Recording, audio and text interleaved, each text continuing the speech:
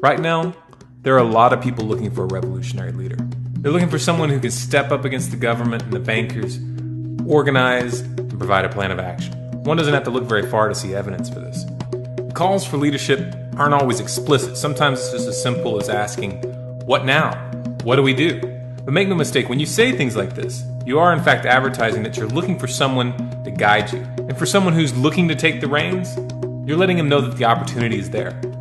This is a very dangerous situation, because what we have is a power vacuum and a lack of clarity as to how that vacuum should be filled. It's dangerous because someone could easily arrive on the scenes right now, tell you what you want to hear, and lead you in a direction that could be far worse than our current situation.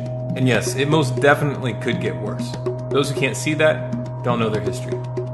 If you want an idea of what I'm talking about, if you want an example of how bad things can get when the wrong person takes control of a revolution, do some research into the consequences of Robespierre's leadership during the French Revolution.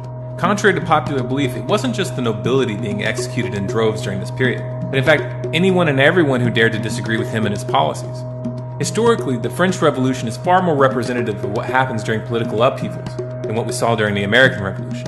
Periods of instability and chaos favor the rise of dictators. Now, I could try to tell you that the desire for leadership is a psychological fault or a sign of weakness. That really wouldn't be fair. In itself, the desire for leadership is natural.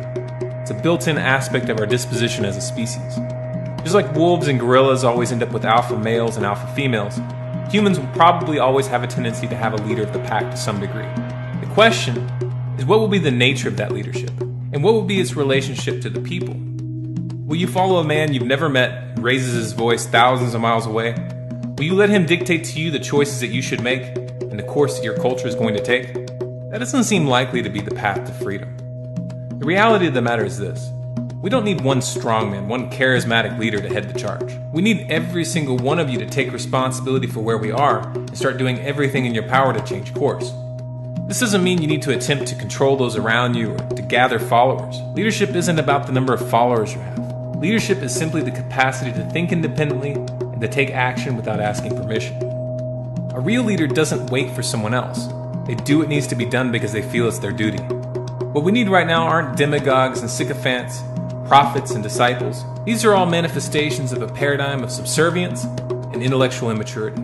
What we need are reluctant leaders, individuals who have absolutely no desire to stand above others, and who are much more interested in building up those around them than they are in rising to great heights politically. If you don't see someone like this around you, the answer isn't to complain or to criticize those around you who are trying but fail to live up to your expectations.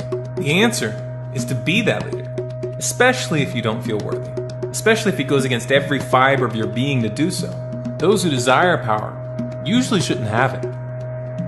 When I say that you should be that leader, it doesn't mean that you have to have a plan. This doesn't mean that you need to know how to organize people or be a charismatic public speaker. Leadership isn't a specific skill. It is strength of character. Rosa Parks was not a trained orator. She didn't have any experience managing political movements or media campaigns, and she didn't have to. Her act of courage was enough to inspire those who did have such skills to take the next step. This is an important concept to internalize. We cannot know the full effect of our actions, and our involvement should not be based on our chances of success. We accomplish much more when we're willing to look at ourselves like grains of sand, whose movements over time assist in smoothing the surface of a sharp stone. In that sense, we also need to realize that we may not live to see the final result.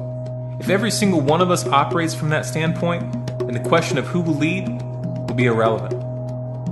If you agree with this message, please share it with other people. Post it on Facebook, post it on Twitter, post it on your website. Send it to your friends via email. And if you'd like more content like this, please subscribe to this channel, Storm Clouds Gathering, here on YouTube. We have a new video coming out every Monday and Wednesday, and we have a bonus video tomorrow.